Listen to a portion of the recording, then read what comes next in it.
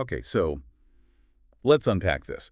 The fundamental question these sources are raising isn't really about whether policies were good or bad, is it? No, not fundamentally. It's more about, well, who was actually running the show? Who was exercising presidential power and, signing the laws? Right. That seems to be the core issue driving this deep dive today. Exactly. We're looking at a whole stack of sources here, all detailing the conservative perspective on the current administration. And they really hammer two big themes. Which are? First, what they described as a pretty severe economic catastrophe. And second, maybe even more fundamental, a crisis of constitutional integrity. Okay, and we're starting with that constitutional angle, right? With this news hook that conservative outlets are calling the biggest constitutional scandal in U.S. history. Yeah, it's explosive stuff. It all centers on recent testimony from Jeff Zients, the former chief of staff, speaking to the House Oversight Committee. And the allegation involves an AUTOPEN. Right, the routine use of an AUTOPEN for the president's signature. We're talking official documents, even pardons. And the implication, according to these critics, is stark, that the executive branch wasn't actually being run by the elected president. So who was running it, according to them? Well, this is where the language gets really strong. The concern raised is whether the government was being run by, quote, unknown subordinates, people acting for a president whose capacity, they allege, was declining. Some reports even use the word cabal, don't they? They do, to describe the staff, suggesting decisions were essentially made by proxy. Not by the president himself. It's a very serious charge. Incredibly serious. And it ties directly into the specifics of that Zients testimony. That brings us to our first section. The crisis of authority looking at cognitive decline and this AUTOPEN scandal. Exactly. The report says Zients confirmed some specific changes in how the presidency operated later in the term. Like what? Like decision-making slowing down. He apparently acknowledged that. Meetings that used to take maybe 3 sessions started needing 4. Suggesting more time was needed to process things. That's the interpretation in these sources, yes. And it wasn't just scheduling. Okay. He also reportedly acknowledged that the president's speech stumbles and memory lapses got worse over time. Right. And connecting that back to the bigger picture from these sources, the argument is that this alleged decline created a sort of power vacuum. Which leads straight into the confirmed mitigation efforts by staff. This becomes really critical to the conservative critique. What kind of efforts are we talking about? Sources detail confirmed actions by aides to, quote, aggressively stage manage the president. Things like tailoring public appearances to minimize stress, avoiding long walks, avoiding stairs. Hang on, though. Isn't it pretty standard for presidential staff to manage optics and schedules carefully? I mean, for any president. It is standard to manage optics, yes. But the argument from critics here is that this went beyond standard protection. How so? They frame it as evidence of necessary systematic concealment of presidential incapacity and the bridge between that alleged incapacity and the actual execution of power. That's the AUTOPEN. Ah, okay. So the AUTOPEN connects the dots for them. Precisely. Because the Oversight Project reportedly found AUTOPEN signatures on nearly every official document they looked at. Every document. Almost everyone examined, yes. And the legal critique here is sharp.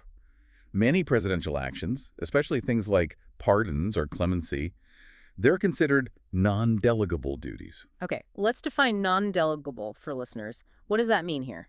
It basically means the president must personally exercise the judgment involved. It's not just about signing a piece of paper. So, unlike signing maybe routine legislation, which sometimes can be delegated. Exactly. Actions affecting individual rights and liberties, like a pardon, they require the president's personal intellectual engagement, his personal decision. And if a machine signs it? Then critics argue that the necessary constitutional judgment might never have been personally exercised by the commander-in-chief. And that, they argue, could make those actions legally invalid. Okay, that's a huge legal challenge. It is, and this is where the corruption claims really ramp up, because the alleged misuse of the AUTOPEN apparently included mass clemency decisions. Right, and the sources make a specific point about Hunter Biden's pardon, don't they? They do. They highlight the detail that Hunter Biden, who got an unconditional pardon, well, he reportedly participated in a few meetings about internal pardon discussions late in the term. So someone who received a pardon was involved in the discussions about pardons generally. That proximity is presented by critics as the ultimate smoking gun. Someone facing criminal scrutiny, involved even peripherally in discussions around the very process that benefited him. They see it as exploiting the president's alleged condition. Yes.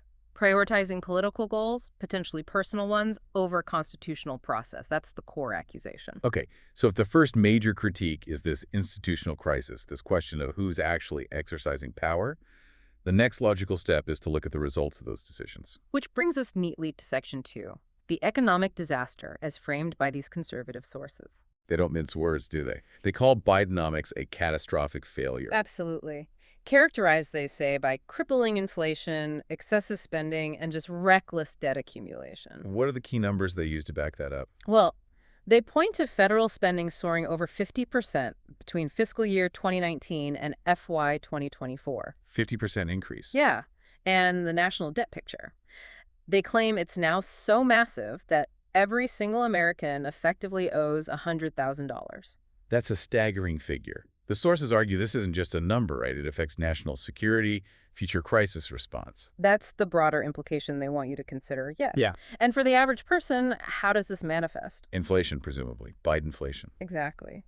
The sources claim the resulting price hikes put everyday things out of reach for many people. There's one stat they use that fast food has become a luxury for 78% of Americans. Wow. Fast food is a luxury item. It illustrates the erosion of purchasing power they attribute to these policies. And it's not just current hardship they focus on. They also talk about future risks. Right. Plans for big tax hikes that they argue would hurt economic growth, make the U.S. less competitive globally. And there's this term they introduce, Biden bucks. What's that about? So Biden bucks is the term critics use to describe federal spending they see as politically motivated. How so? They allege it's federal money intentionally channeled through specific programs to target certain voter groups or regions, essentially trying to, quote, rig the 2024 election by boosting Democrat turnout. So the claim is the spending isn't just wasteful, it's weaponized politically. That's the accusation, yes. Now, the administration always points to job growth numbers, but these sources push back hard on that narrative. They really challenge it. The critique has two main parts. Okay. First, they allege that almost all the new jobs reported went to illegal immigrants. All of them. Virtually all is the claim. And that the main growth areas were government jobs and taxpayer-funded healthcare jobs, not sustainable private sector growth, in their view. Okay, that's the first part. What's the second? The second part is, well, it's pretty explosive. There's a report cited in these sources alleging that 1 in 3 jobs the Biden administration announced over the course of a year didn't actually exist. 1 in 3. Phantom jobs. Yeah. If that's true, that completely blows up the official narrative. It certainly would. It's a very serious allegation about the reliability of the administration's economic data. All right, let's shift gears slightly to energy policy, another major area of criticism. Yes, critics allege an intentional attack on the U.S. energy sector. And they blame this for high prices. Directly. They point out that gas prices, for instance, reportedly doubled since the administration took office. They say it's devastated household budgets. And the push for electric vehicles, that gets singled out too. Oh, definitely. Critics call it the great EV grift. They hold it up as a prime example of government waste and policy failure. There's that striking detail about the charging stations. Right. The claim is $7.5 billion was allocated for a national network of EV charging ports. And the result? Sources report only 8 chargers were actually installed nationwide from that specific fund. 8. $7.5 billion for 8 chargers. That disparity is hard to ignore. It is. And these critics use it as a symbol of broader failures. Which brings us to the third core theme in these sources. Systemic threats to freedom. Okay, so beyond the economy and questions of authority, now we're talking about fundamental rights. Yes. The argument here is that the administration engaged in, sort of, systemic lawlessness, abusing executive power, ignoring legal and constitutional limits. What's the main example they point to? The attempt to defy the Supreme Court on student loan forgiveness is frequently cited. Critics see that as a direct assault on the separation of powers. The idea being the executive branch just decided to ignore the court's ruling. That's the claim. Ignoring the checks and balances meant to limit its power. And this connects to broader claims about federal agencies being misused. Yes, leading directly into serious accusations about the weaponization of agencies like the DOJ and the FBI. Weaponized against whom? Critics allege they're being used against political opponents, religious groups, even ordinary citizens who disagree with the administration. Are there specific examples given? Yes. The sources detail alleged targeting of Catholics, pro-life activists. There are also claims about efforts to find a federal hook to go after parents as domestic terrorists. Targeting parents speaking out at school board meetings. That's the context, yes. Critics frame it as an attempt to intimidate parents and chill free speech about education. And there's a flip side to this weaponization claim, too, isn't there? Yeah. Regarding the Biden family. Right. The allegation is that while these agencies were supposedly targeting opponents, they were also acting as a kind of defense team for the Biden family. How so?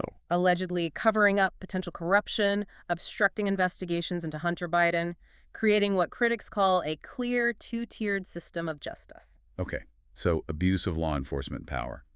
What about speech and information? That's another major area. The sources detail alleged collusion between the administration and big tech companies Facebook, Twitter, Google. To do what? To censor dissenting views and suppress information deemed inconvenient, even if true. The prime example always cited is the initial suppression of the Hunter Biden laptop story before the 2020 election. And wasn't there that DHS board? The Disinformation Governance Board, yes. Critics immediately labeled it a ministry of truth. The argument being it was designed to control online speech and narrative. Yeah. Not just fight foreign interference. That was exactly the fear expressed in these sources, that it was about silencing domestic dissent. And beyond censorship, there are also surveillance concerns raised. Yes. Accusations that the White House initiated programs to, quote, snoop on trillions of American phone records. Separately, claims the IRS was empowered to spy on people's bank accounts. Taken together, it paints a picture, according to these sources, of privacy and civil liberties under serious threat. That's the cumulative picture, yes. And finally, they point to alleged hostility towards specific constitutional rights. Such as, religious freedom is one. They cite the proclamation declaring Easter Sunday as Transgender Day of Visibility as an example. Critics saw that timing as an intentional provocation against religious expression. Okay. And the Second Amendment. Also highlighted. Concerns about restricting gun rights, amplified by claims the DOJ is stockpiling records on over 55 million gun owners. Which critics see as creating a backdoor gun registry, an end run around constitutional protections for gun ownership.